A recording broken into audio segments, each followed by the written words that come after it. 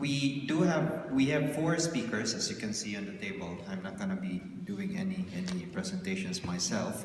And let me just briefly introduce them to you. On my right, we have Dr. Carlos Correa. He is our Special Advisor in Trade and Intellectual Property at the South Center, and he is also a professor at the University of Buenos Aires.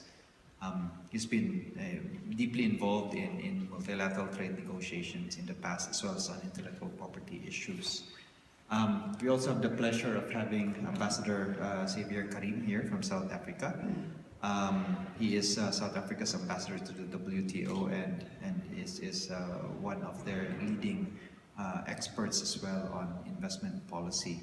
And on my left, as you can see, we have a very gender-balanced panel. On my left, we have Lisi Turk.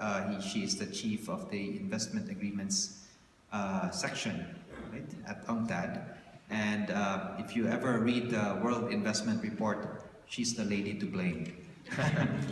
Because she's the one who guides the research for the World Investment Report here at UNCTAD.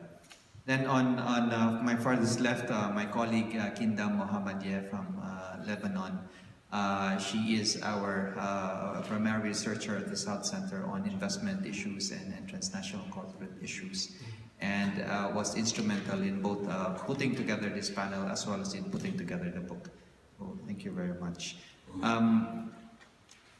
We will lead off with Dr. Correa, then followed by Ambassador Karim, and then Lizzie and Kinda. And in that context, I have actually a few guide questions, and I don't know if you will respond to these guide questions given that you might have prepared statements already.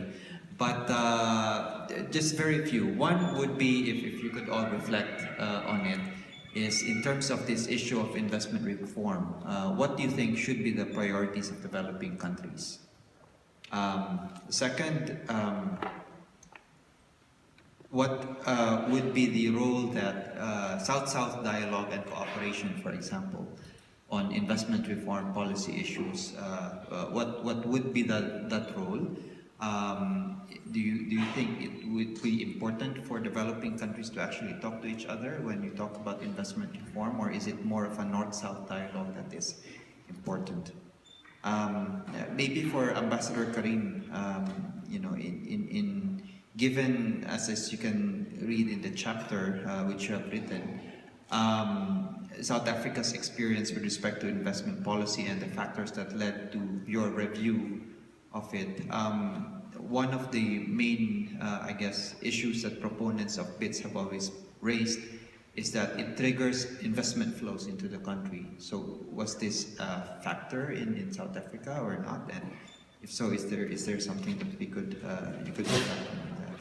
Then finally, maybe for Lissy, as Martin was pointing out, you're the director of the UNCTAD's investment division mentioned that it's not so much whether or not to reform, but what, how, and extent. And so, does UNCTAD have, responses to those questions already from your meetings?